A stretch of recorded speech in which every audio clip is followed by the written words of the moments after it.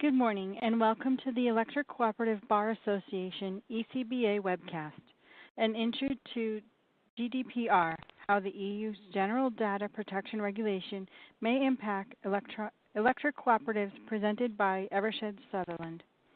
If you have any questions during the webcast, submit them via the Ask a Question text box on your console. CLE credit is approved for this webcast in California, Nebraska, and New York, and Texas. CLE credit is pending in Illinois, Virginia, and Georgia. If you would like to receive CLE credit for this webcast, download and submit the CLE sign-in sheet and evaluation forms. We will provide you with a confirmation code for you to enter on your sign-in sheet. This webcast is being recorded and will be posted to the Eversheds Sutherland webcast within the next week. I will now turn the call over to Nick Pascal, NRECA Associate General Counsel. Please go ahead. Thank you. Good morning, everybody, and thank you for joining us for this ECBA webinar sponsored by Eversheds Sutherland. I'm Nick Pascal, Assistant General Counsel at NRECA. Today's webinar will focus on the EU's recently effective Data Protection Regulation, GDPR, and what it means for electric cooperatives. The GDPR went into effect May 25th, and since then we've received a number of inquiries from members. Eversheds Sutherland reached out and was generous enough to sponsor this webinar. Before we begin, just a couple of programming announcements. First, the classic disclaimer: this is not legal advice, so please, if you have any specific legal questions, ask your co-op's attorney. Also, some attendees may not be ECBA members or representing NRECA voting members. Please be mindful of that during the Q&A session. Now, let me turn it over to Dan Frank, longtime co-op attorney and charter member of ECBA. Some of you know Dan as a longtime cooperative attorney. And Dan, please tell us a little bit more about the topic and what we'll be listening for today. Sure. Thank you, Nick. And good morning, everybody. And thank you for attending, especially those of you out on the West Coast. I know it's early, but based upon what we were seeing on the ECBA listserv and through other means, GDPR, the EU's General Data Protection Regulation, is plainly on a topic on everybody's mind, so we wanted to get something out relatively quickly to address, at least on an introductory level, the questions you may have about GDPR. We're fortunate this morning to have with us Michael Bahar, who's a partner here in our Washington office of Eversheds Sutherland. Michael is the U.S. leader of our global cybersecurity and privacy practice, and he's a member of the firm's litigation practice. He advises clients on cybersecurity and data protection issues, among other things. Michael is a former deputy legal advisor to the National Security Council in the White House, as well as former minority staff director and general counsel for the U.S. House Intelligence Committee, as well as a former active duty Navy JAG. So he's got tons of relevant experience that I think will be useful in our discussion this morning. He has in-depth knowledge and deep understanding of the topics we're going to cover today, particularly in assessing the appropriate levels of cybersecurity investment based upon litigation regulatory risk analysis that we recommend everybody undertake. This will allow Michael to effectively advise his clients. So again, we're fortunate to have him with us today, and I'm going to turn the microphone over to him. Michael? Well, thank you. It's a real privilege to be here and talk about GDPR and to sort of pick up on something that Nick and Dan both said. In one sense, it sounds like the boilerplate disclaimer: this is not legal advice. And in one sense, it's even more than that, because as much as we're going to talk about a regulation and law, we're really talking about business decisions based on degrees of legal risk or GDPR exposure. So that's going to be perhaps the key takeaway. It's about risk-based compliance. The key for any U.S. company, including electrical cooperatives, when facing any degree of GDPR exposure, is to develop a GDPR compliance strategy that incorporates appropriate levels of compliance based on risk. Of course, for all our compliance attorneys and officials, that sounds strange, right? You're either compliant or you're not. But when we're talking about European GDPR, we don't need to take such a binary approach. So let's get into it, and really we get this all the time, and it's exact right question to ask. Why are we talking about a European regulation, right? The reason is because the GDPR has a very ambitious extraterritorial reach beyond the European Union, which can impact businesses in the U.S. It's worth taking a step back and asking, how did we get to this place? Why are we in GDPR land? And really, it's because of what happened in the United States a few years ago. As Dan was talking about, I was previously with the House Intelligence Committee, and on that committee, we oversee the CIA, the NSA, the entire U.S., the 17 agencies of the U.S. intelligence community. And during my time there, of course, one contractor for the NSA leaked a whole bunch of U.S. surveillance tools. And that quickly spread around the world. And Europe looked at that and say, wow, here's what we think the United States is doing. And they're saying that they provide protections to U.S. citizens under the Fourth Amendment of the Constitution. But what about our people? What about European citizens? What about European residents? So they decided to institute this GDPR, which in a sense will not only protect European data subjects in Europe, but anywhere their data flows, including and in particular the United States. So that's one of the real reasons behind the GDPR, which helps answer that question, why are we in the United States talking about a European regulation? And U.S. businesses of all sizes and across all sectors can be subject to GDPR requirements, which is, of course, also a little bit different than how we do privacy in the United States. Usually it's done by sector, right, by regulator over a covered entity or a regulated entity. GDPR is sweeping. It's expansive. It's pretty much if you are touching any European personal data, and personal data is so broadly defined, pretty much if it can remotely identify you, it's personal data. So if you're going to come into contact with that personal data, and we'll say how you can come into contact with it, then it's going to attach no matter what sector you are in, including the electrical sector. And the way GDPR works is they divide the world up into controllers and processors. But I was on a call yesterday, and it's with a large insurance company. And the lawyer came on and said, hey, we need to talk to you. Our business is thinking about expanding into Europe. And the one advice they said to me was, make sure we're a processor, not a controller. And one of the responses to that is, I get it. It's generally better to be a processor than a controller. But one of the big changes with GDPR is that whether you're a controller or whether you're a processor, you're still subject to GDPR, and GDPR regulators can come after you no matter where you are in the chain, whether you're a controller or processor. But generally, I want to focus on the first three bullets here.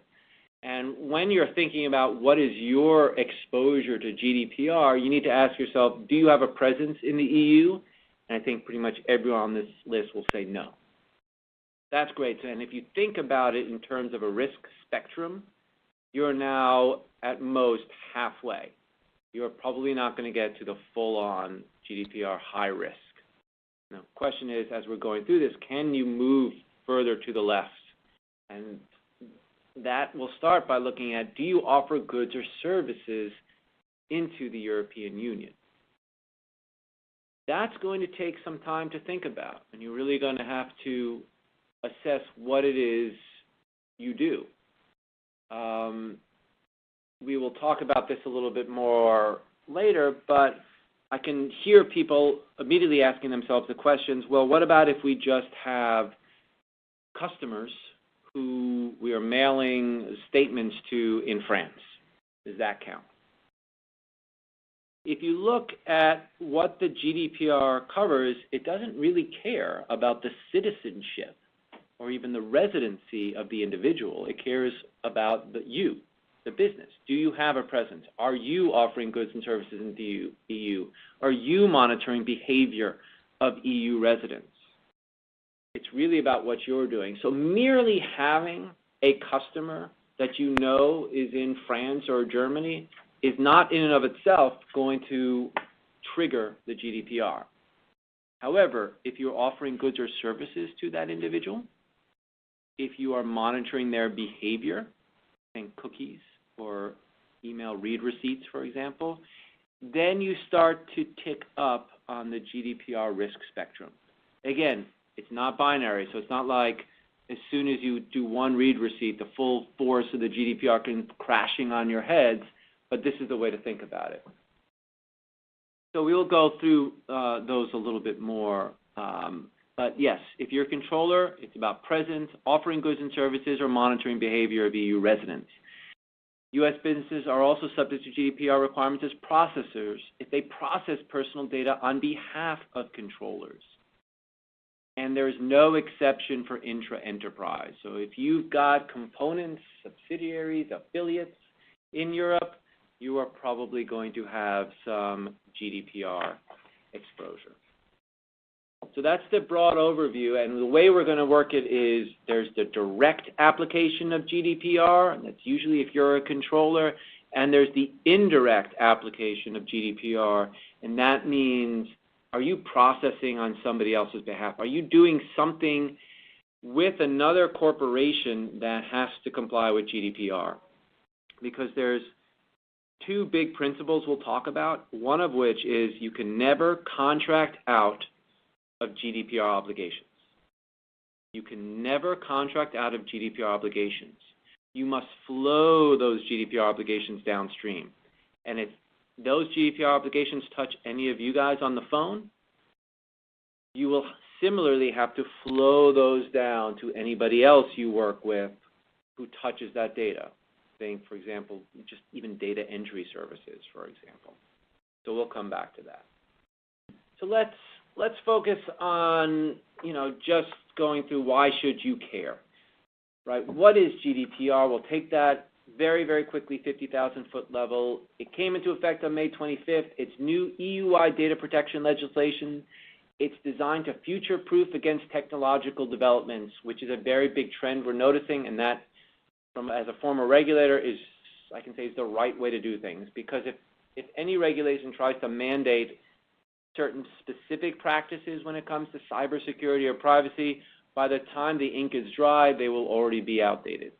So this is about principles-based, which also goes back to our original point. When it's principles-based regulation, we're talking about levels of compliance. It's not you must do this, check the box, check the box, check the box, check the box, you're done. It's not like that. Importantly, it's intended to harmonize data privacy laws across the EU, but not really intended to harmonize with the laws of other jurisdictions, particularly the U.S. So for those of you who will have some level of GDPR exposure, it's worth having the conversation about not choice of law, but conflict of laws. There will be times when it may be impossible to comply with GDPR as well as with U.S. laws. And this may increase even as of this week. There was a big movement in the European Union to try to overturn some of the arrangements, so-called privacy shield, between the EU and the U.S. Again, if you think back to why this all happened, it's because of U.S. surveillance authorities. And there's a bit of distrust in the Europeans have. So something to flag, something to look for. Again, not choice of law, but potentially conflict of laws. What GDPR requires is greater transparency and accountability from companies. And the point of that is GDPR will never tell you things you cannot do. It just tells you how you must do it. So we can talk about, again, when we're talking about risk-based decisions to comply and why these are business decisions, is because you have to ask yourself, if there is a level of GDPR exposure, is the juice worth the squeeze? Right? Are there ways to say, you know what, let's limit our activities in Europe because I don't want to do any type of compliance? Or this is so valuable to us, it's something we want to do. Okay, then the juice is worth the squeeze, and we'll take some measure of GDPR compliance measures. It's supported by enhanced individual rights. It's enforced by EU data protection regulators, each having a new range of effective sanctions.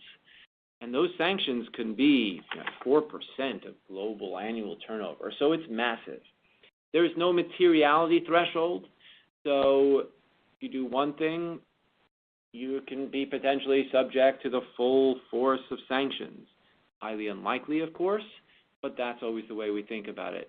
Are you really going to incur 4% of global annual revenue or turnover for merely sending off a mailer with promotional material to a customer in France? No.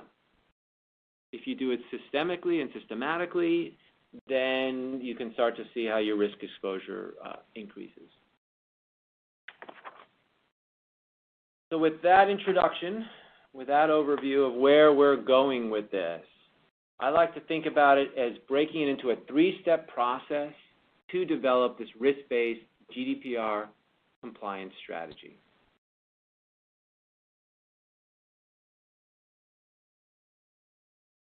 First step, does the GDPR apply directly? We talked about this, we gave it the overview. Presence in the EU. I can't imagine anybody has a presence in the EU, but if you do, boom, GDPR certainly will apply. Do you offer goods or services in the EU? And this is what we get a lot is, okay, we talked about this briefly, not merely having EU citizens and customers. So let's say, and we've already had a question on this, so let's go and answer that question because it's precisely relevant here. So you have an EU resident who was living in the United States, owned property in the United States, and purchased electricity from you. They have subsequently moved back to France, or they spent 6 months of their lives in France, so they have an EU billing address. Would that situation fall under GDPR? No. Not merely having EU citizens or residents as customers. Similarly, merely having a website accessible in Europe. Does that trigger the GDPR? No. And they're quite specific about that example because, of course, a website is accessible anywhere. However, if you translate your website into French, into German, or if you have a website, registered with the .co.uk domain or .fr or .de for Germany, then it's going to start looking like you have offering goods or services into Europe. Certainly, if you accept euros or pound sterling, that is going to start tripping you over that line of offering goods and services into the European Union. Now, that said, so let's go back to that very good example of somebody who spent 6 months of the year in the United States and 6 months of the year in France. If you're sending them a monthly electrical, billing statement, no problem. You're not offering goods and services for that.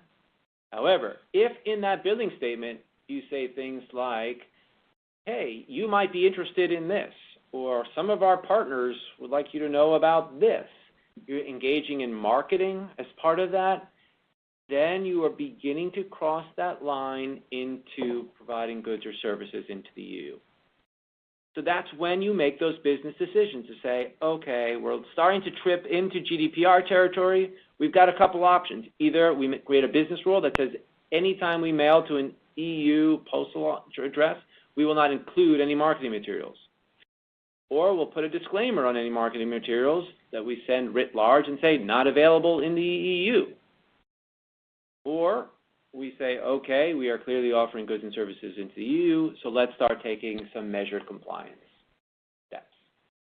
That's a good way to think about it. The third step for the direct application of GDPR is monitoring behavior in the EU. It's very unlikely that anybody here will be doing that, but to the extent you all have website cookies, it's possible. There are levels of cookies, and it's worth having that conversation with your IT, although we notice we have some IT folks dialed in. There are levels of cookies. Certainly the level of cookies that sends the personal data from that website session to a third party for their marketing purposes will be considered monitoring behavior in the EU. The website cookies that just sort of fill in your name and address and completely disappear when you close the browser session, that will likely not trigger it. Again, the GDPR just came in on May 25th, so there's not a lot of guidance, so we're sort of looking ahead, reading tea leaves, and trying to figure out where things are going. But it's worth thinking about and asking the question, do you do anything that could be considered behavioral monitoring in the EU? Even read receipts, like we mentioned briefly, could trigger that, but certainly website cookies are going to be next. That's what we're going to be expecting the next guidance from the European regulators on, if not enforcement actions on that. So we've done step one, which is the direct application of the GDPR. But a lot of times, and I think this is going to be of particular interest to a lot of folks on the call, is when could the GDPR apply indirectly? And these are processor obligations. This is if you're doing any business with any company that has to be GDPR compliant, and they are sending you their personal data.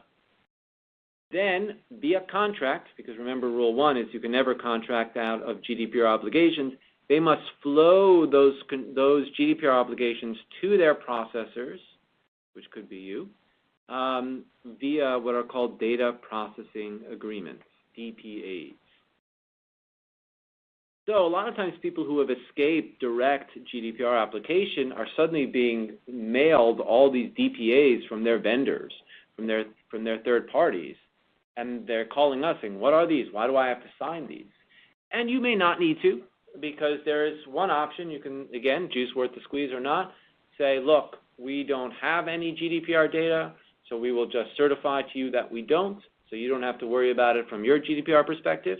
The other option is we sign the DPAs, the data protection agreements or addendums, and then we have to abide by those requirements in those.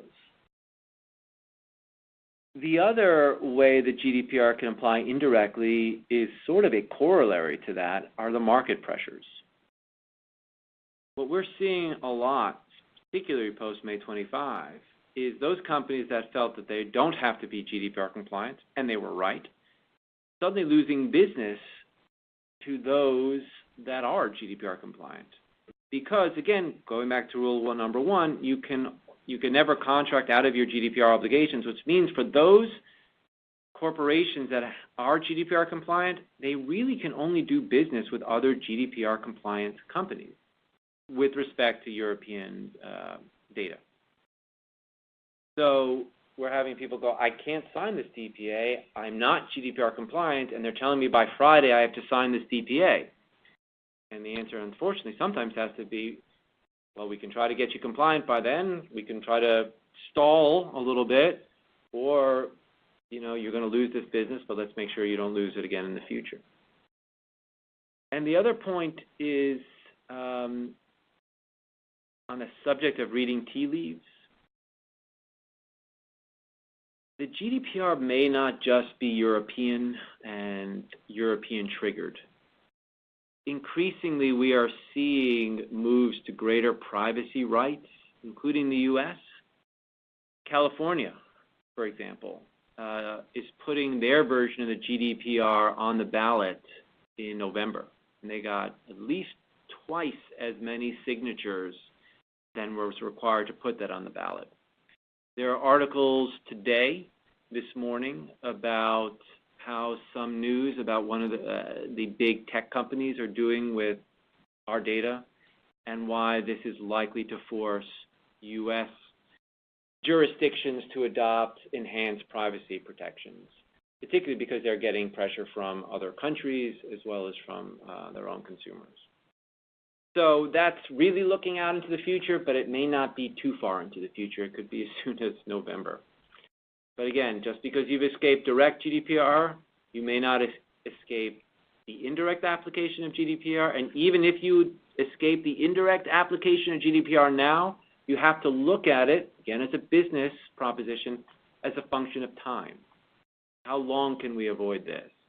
And are there advantages, maybe to capturing additional market share or avoiding pain down the line, to start doing at least some of these things now, or at least thinking about these things We're talking about them now. So if you do have some direct application, if you have some indirect application, or you just want to be ahead of the curve or ahead of the coming storm, step 3, we like to call know thyself, or the 5 W's. You really have to engage in this data mapping exercise, which doesn't have to be hard. It doesn't have to be difficult. I think for electrical cooperatives, it won't be that difficult at all. Depends on the complexity of your business. And depends on things like, have you moved to some quote-unquote smart technologies? Those are going to start to make things a little bit more complicated, but certainly worth knowing, not only from a data privacy perspective, but as Dan mentioned earlier, from a cybersecurity perspective. And the 5 W's are, what data do you have? Who do you collect or receive that data from? Where do you get it? Why do you collect it? That's really important under GDPR. You must have a basis for collecting it, and there's only some specified bases for collecting it. And remember, this represents a big shift in data management, right? For the longest time, certainly people in IT and certainly people who had very good sort of business sense were saying, look, this data is valuable. This is an asset. Why would we ever delete it? Data storage is cheap. Let's just keep it, and we'll figure out what to do with it later. Those days are rapidly disappearing for 2 reasons. One, because GDPR says you can keep it no longer than necessary.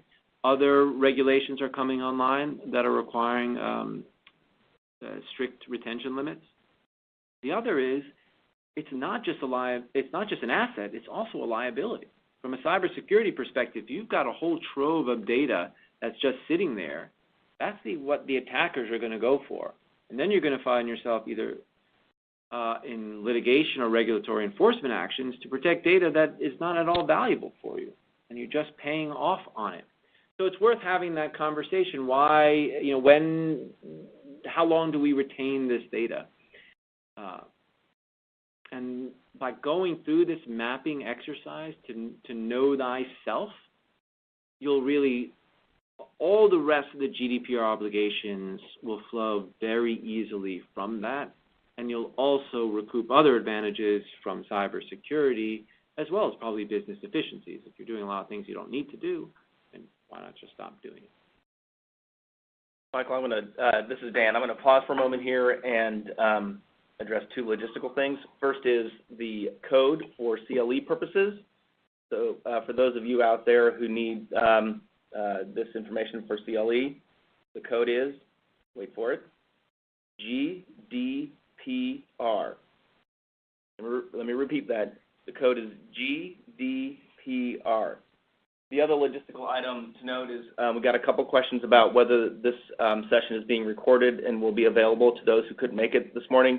And the answer is yes, and we will push that information out via email. And, of course, you can always contact Nick at NRECA to get access to it. The recording will be hosted on the Eversheds Sutherland website. Thank you, Dan. And while we're on the topic of questions, before we go to the 3 tiers of compliance, we've got a very interesting question about AMI usage and giving load control information on websites or available to members. Does that count as monitoring behavior? So this is going back to the direct application of GDPR. Again, it's a great question. It really will depend. If you're doing that and that can somehow be tied to individual data and that can identify an individual, then potentially, because that definition of personal data under GDPR is so broad, that if you can reconstruct who that person is from that data, then potentially counts as monitoring behavior. That said, all those would be load data in the United States, right? Michael, the way I interpreted that question is one of the retail members of a co-op wants to have access to its load information, how much energy it's using and when it's using it. And so I assume that it would be a password-protected access to the co-op's website, and the member would go on to look at their usage. Exactly. I don't think that would trigger monitoring behavior because it's not being monitored behavior in the EU, even though it's of an EU resident or citizen. Remember, we talked about it's not about citizenship necessarily, it's about what you're doing. So I don't think so. I'm happy to drill down on that offline, but I don't think that would apply. All right, shall we move on to the 3 tiers of compliance? So once you go through that 3-step process, then you want to figure out, what is my strategy? And generally, those also break down into 3. The 3 options are take no action, either because GDPR doesn't apply or because the costs of compliance are not justified by the risk of non-compliance. But if you just have 3 or 4, clients who happen to have EU postal addresses or a postal address in France, look, that's really very, very low risk. It may not be worth doing all the things that you may need to do to mitigate that risk. That said, one thing that I always want people to keep in mind is while it's highly unlikely that scenario to arouse the interests of the European regulators, any individual can file a complaint. And technically, the regulators have to follow up on that. So it's worth knowing.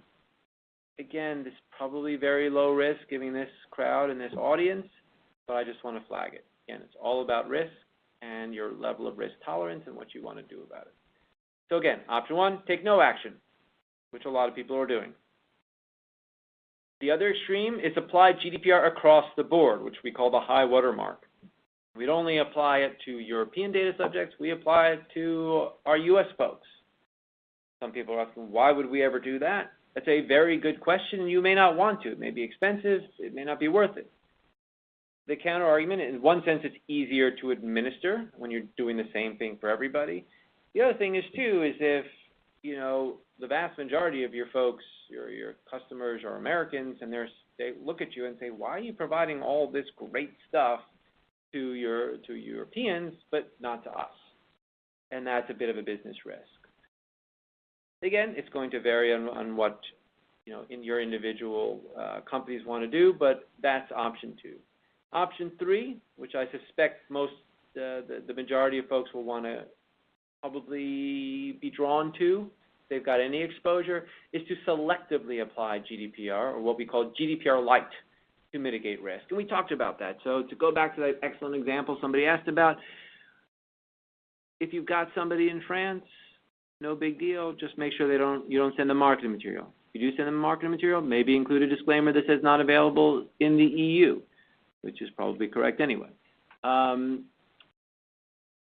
There are many things that you can do to mitigate the risks, because GDPR is largely about, going back to our very first slide, transparency, about notice, letting people know what you're doing with data, with their data. We talked about there are 2 big rules of GDPR, or 2 great ways to think about it. One is you can never contract out of your GDPR obligations. Number 2 is never surprise a European data subject. If they would be surprised by what you're doing with their data, you've got an issue. That issue is, of course, solvable by letting them know in advance. But I would also say if you yourselves, in doing that step 3, know thyself, 5 W's process, are surprised by what you're doing with that data, that is a good in and of itself, because that flushes out a potential exposure, whether it's under European law. A lot of times it's also going to be an issue under US law, and there may be cybersecurity implications for it as well. So never surprise. And if there is a surprise, figure out how to cure that surprise. And we touched upon this already, but it's worth emphasizing, and because I think that, especially given the work that you all do, you may very well take the position that you have avoided GDPR directly or even indirectly, or you just touch it so lightly that it's not worth taking any particular measures. But the day of increased private protections is certainly coming. We talked about the California privacy law, which may come into effect. And this model of regulation to be tech neutral, to be policies and procedures based, and notification-based in advance, we're seeing crop up in spades. So nobody here is going to be regulated by the New York State Department of Financial Services, but that's a model law. So much so that the National Association of Insurance Commissioners was drafting their model law one way. New York DFS came out, they completely changed it around, and then in about end of November, early December of last year, published the NAIC model law, which all 50 states are now contemplating, and some are starting to adopt. And again, they're very much like GDPR as well as New York DFS. So I tell you that just so you can look into the future and say, okay, is this day coming? Probably. So the question is, if you're on the cusp about whether to do GDPR at this point or not, perhaps it's worth knowing that you may have to do it a couple months from now anyway. So is there an advantage to getting a jump start potentially before other folks? And now, obviously we're open to questions at any time, and we're trying to answer questions as they come in. But we can also anticipate some questions, because obviously we do this quite a bit, including for a number of you on the call already. Consent versus legitimate business interest. People sometimes, if they know one thing about GDPR, it's the right to be forgotten, right? That the data subject can tell the company, get rid of all data related to me. What's worth talking about a little bit on that is that really only applies when you're collecting that data based on consent. And consent in Europe means something different than consent in the United States. In the United States, consent is your cure-all. If you think about, for those lawyers on the call, if you think about your days to criminal procedure and criminal law, even if you don't get a warrant, as long as they let you in their house on consent, you can do whatever you want, right? Consent is the greatest. You always want to have consent. Even if you have a warrant, ask for consent as a backup. In GDPR land, that's your last resort, is consent. Why? Because if you're doing consent, consent has to be freely and unambiguously given, and it can also be easily taken away. And when it's taken away, if the data subject says, I no longer consent, they can then say, now forget me. And you have to go through the process of getting rid of all that data potentially. Of course, if you had to, most of you all will not probably collect data on the basis of consent, but it's important not to phrase it that way either, because that muddies the waters and makes your life much more difficult than you need to. Now, legitimate business interests can be things like performing a contract. So, of course, going back to that, what that question we had before is, if you're buying electricity from us, you're certainly entitled to look at your usage. That's part of the contract. That's not a surprise. And that's not consent. That's, in other words, voluntary. They've chosen to buy from you, and they know what they're buying, and that's what they expect. Sure, they have, in American ease, consented to that, but that's different than European version of consent. This is just to fulfill a contract or some other legitimate business interest or legitimate business purpose.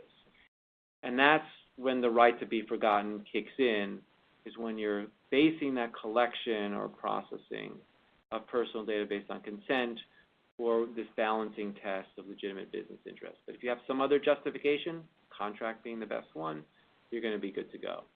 Michael, drilling down on what is required for consent, is there guidance provided by the EU regulators as to what you need to do, what hoops to jump through to be able to say, if you wanted to go down the path of getting consent, what you would need to do to show consent? In other words, is posting some legalese on the website sufficient for purposes of getting to consent, or do you need to do more?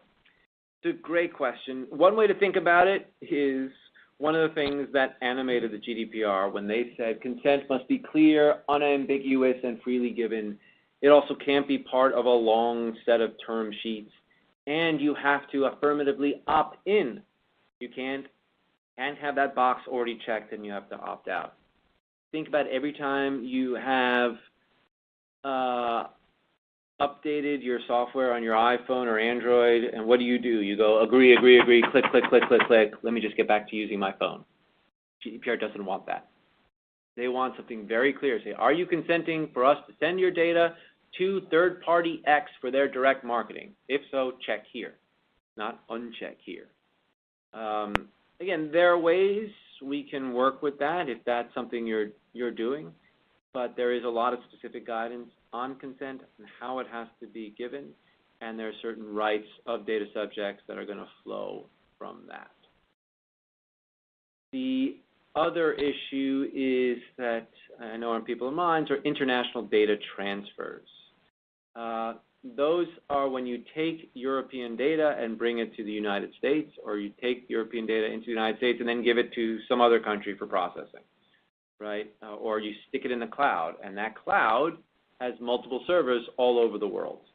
Again, if you go back to why GDPR was done in the first place, it's because the Europeans were worried about when the data leaves their shores, will it have the same level of protection as it has in the EU? So in order to make sure that is the case, there are certain key mechanisms that need to be in place before you can transfer data from the EU to the U.S., and certainly when it goes from the U.S. to anywhere else. That's something important to drill down on as well.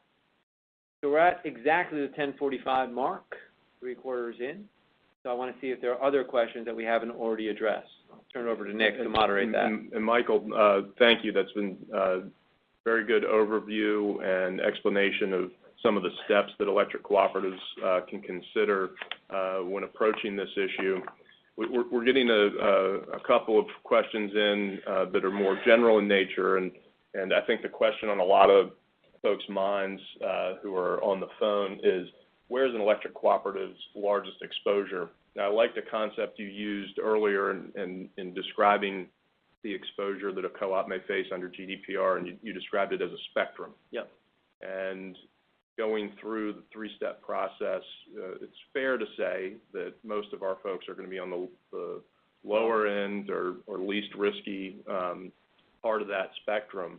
But as to what specifically may expose a co-op to GDPR, I think it would be fair to say it all depends. Mm-hmm. And one of the three steps that you gave that might be instructive or illustrate or help them discover what exposure there may be is that third part, which is data mapping, knowing what data you have to help answer that question that some folks are having, which is, where's my largest exposure? I think it'd be difficult to answer that question for everybody on the phone, of course, but I think the concept that I will take away from today is that on that spectrum, most of our guys are going to be on the least risky or lower part of it, if you will. Exactly. Is that fair description? Yeah, I think that's right. But because there's no materiality threshold in GDPR, even if you're on the lower end of the risk spectrum, it's worth assessing that risk and seeing if there are relatively straightforward ways to bring that risk down. Again, so probably where co-ops are going to get into issue is what they mail or what they send out to their customers. And is anything in there even, can it be considered marketing or offering goods and services? That's a good place to look and to say, okay, if there is, how do we mitigate that? Again, maybe we don't send that to EU postcodes, or if we do, we say this product's not offered. If you're partnering with anybody else to offer ancillary services, right? A lot of folks do that, and that's included in email blasts or mailings to your current clients. That's something I would look at to make sure you're not unnecessarily putting yourself on the risk spectrum at all. Thank you, Michael. And I think a good add-on to or takeaway, in addition to that, when co-ops sit down to help answer that question of, what is our exposure as an electric cooperative that's for the most part domestic, if not completely domestic, is the exercise of when they sit down to look at this issue, you mentioned it, is looking at where things are going in the future domestically. What are American jurisdictions, their states doing? What are the federal government doing? So that, sitting down to decide what exposure we have under GDPR may be a bigger discussion for our folks, which is what about privacy in total? Exactly. Holistically. And, there are always good opportunities. Let's say, just by coincidence, you're happening to think about doing a tech refresh, an IT refresh, this is a good time to start thinking about how do we handle private data, right? Can we create an architecture such that we can follow the data from cradle to grave? We know exactly what is happening with that data. We can segment it. We can process it in very controlled ways, such that if we ever do decide to be GDPR compliant, or if California passes its GDPR, we'll be good to go. I really think about it as if you're young and starting out and you're trying to figure out your first house, right? One option is just buy a small house because that's all you need for the two of you. But if you're planning on having kids, one question is, do you want to have a house that you can grow into? Or do you just want to decide, you know what, at that point we'll move? These are business decisions, but we're trying to give you the legal landscape so you can make those business decisions depending on what your future plans and expectations are in the changing regulatory environment.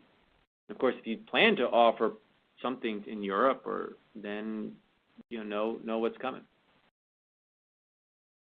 I think another frequent question is, and I think you answered it during the presentation, but it might be worthwhile to revisit it, is the hypothetical of having a member of your electric cooperative with a residence or a property here in the U.S., but who might live in the EU full-time or part-time, sending them a bill for their electric usage.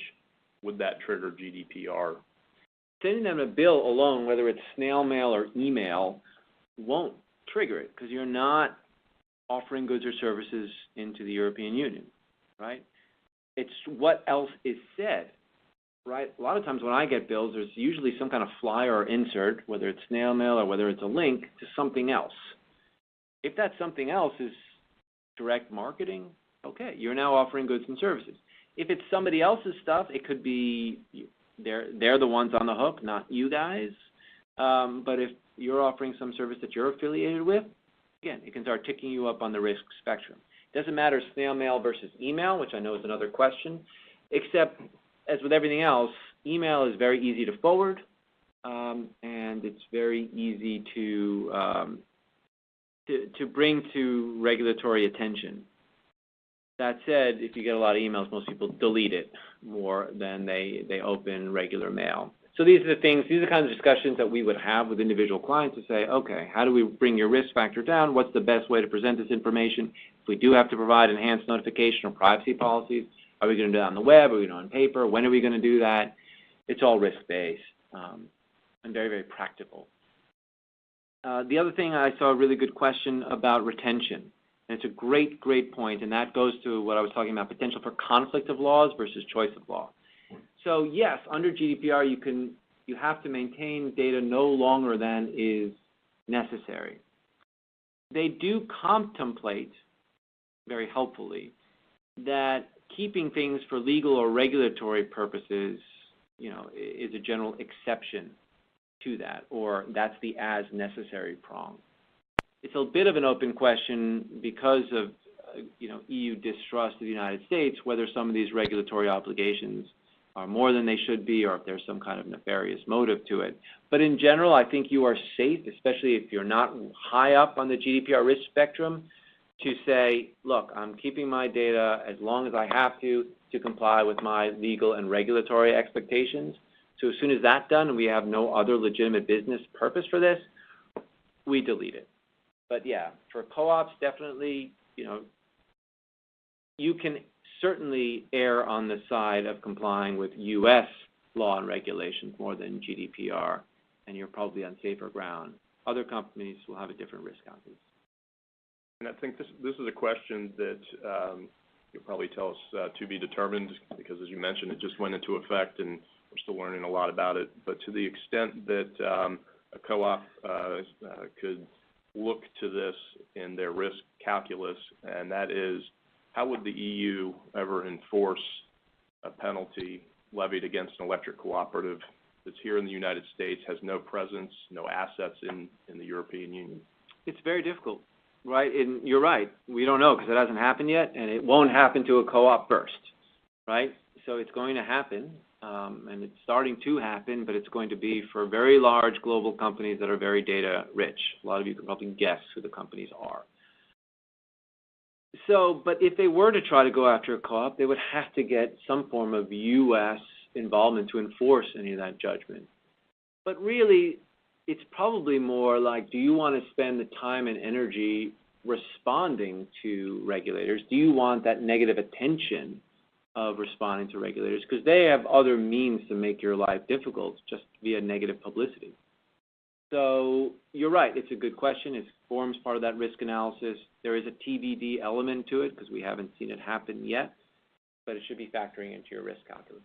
Right. Another question is employees. What about employees? Collecting data on your employees who may be a EU data person.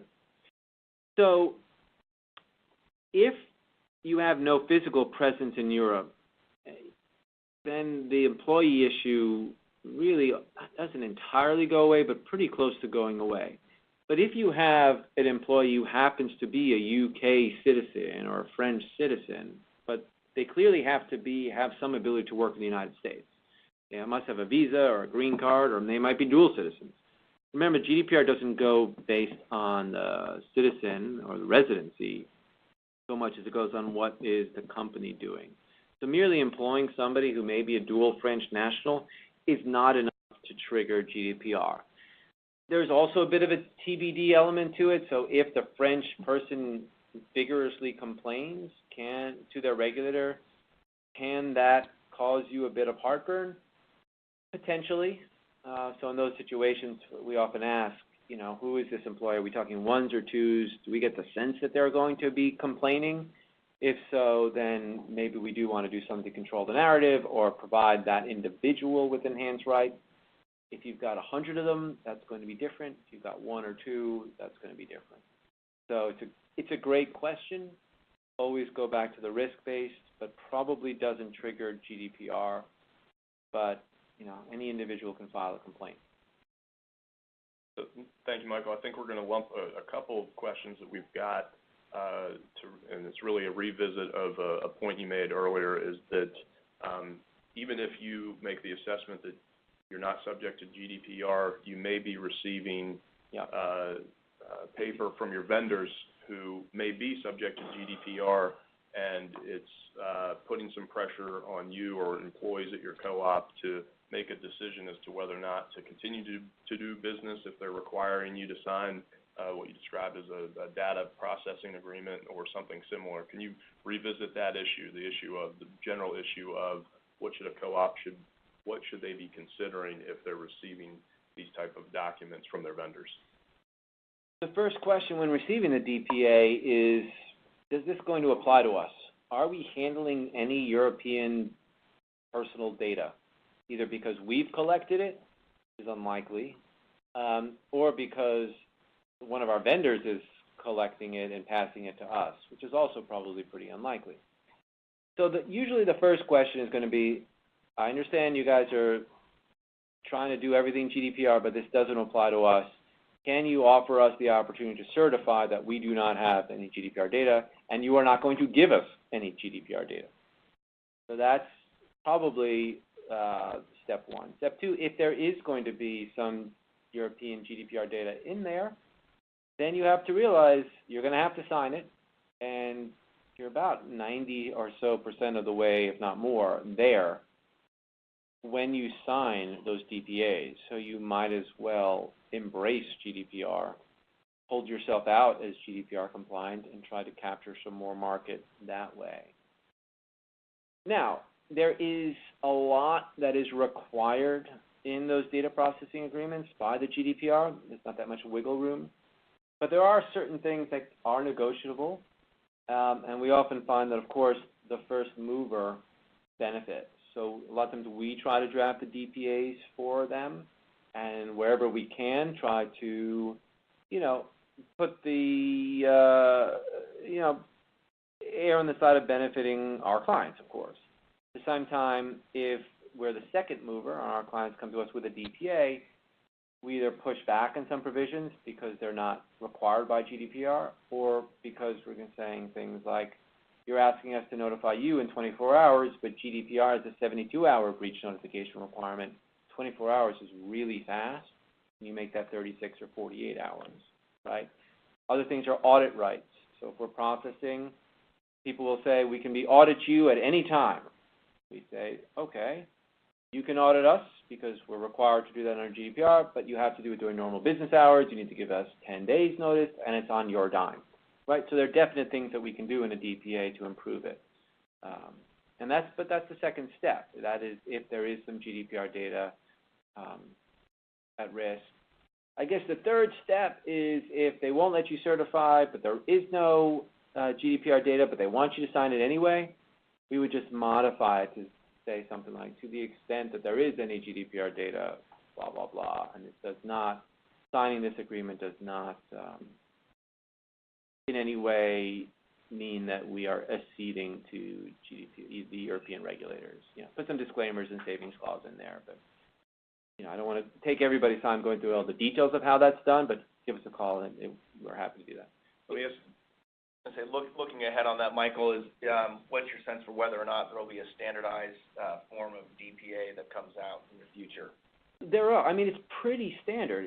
It's just knowing where to look, those areas which are not standardized, or people who are taking various levels of care in generating these things. Because we saw one recently, they must have just patched it off of the internet because something just didn't make sense. It wasn't right. But yeah, most of the stuff that comes right out of the GDPR, all those things that have to be in there. So it is a very standardizable. In fact, that's what we do for clients. We just do a standardized, and you fill in the blank of your processor or your sub-processor, no problem. And we just negotiate on the margins of where we can. Yeah, I think that answers that question. But a lot of the tricky bits in doing that is figuring out, are you controller, are you a processor, what are the arrangements, knowing those data flows, Nick, to your point, because you really have to make sure you get that aspect of it right, and you apportion the risk accordingly. Let me ask you the inverse, Michael, and this is piggybacking off a question we got.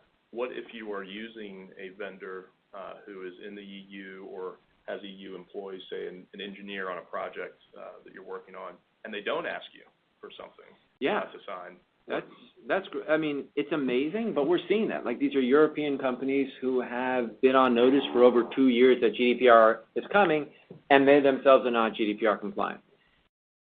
So the answer to your question is, if they're processing data, if you're sending them personal data to process, and this is a really big point, if you're sending them wholly U.S. personal data to process in any way, and they're in the EU, and that has suddenly infected it, for lack of a better word, as GDPR data, right? Because GDPR, again, going back to our point, is not based on citizenship or residency. It's what about the company? If that company is in EU, has a presence in EU, and it's processing personal data, that becomes GDPR data. And if they send it back to you in the United States, you're going to have to handle that as if it is GDPR data, sign a DPA, or make them sign your DPA. You're going to have to work out the international data flows for that. So, Nick, your point is really important. You need to map those data, know where your data is going. And if it is going overseas to Europe, you've got to ask the question, is that personal data? If so, what are they doing to that? And if they're processing it under GDPR, that becomes GDPR data, even if there are no Europeans in that thing. 11 o'clock. Thank you, Michael. Yes, we're at the hour point, so I want to thank you and thank Dan for your generosity in presenting today and sponsoring today's event. And Dan, any other announcements that you'd like to make before we sign off here? Sure, Nick. Just as a reminder, this session has been recorded, and we will push out the information on how to access that. If there's any questions about that, you can contact Nick, and he'll get you taken care of. There were a handful of questions that we weren't able to get to, and we will follow up with those offline via email or otherwise to make sure everybody gets what they need. Thanks, Dan, and likewise, we'll have the materials and the link posted to the ECBA webpage. So with that, thank you, everybody, for joining us. We appreciate it, and thanks again to Eversheds Sutherland for sponsoring the event. Certainly. Thank you, Nick. Thank you. This concludes today's teleconference. You may disconnect your lines at this time. Thank you for your participation.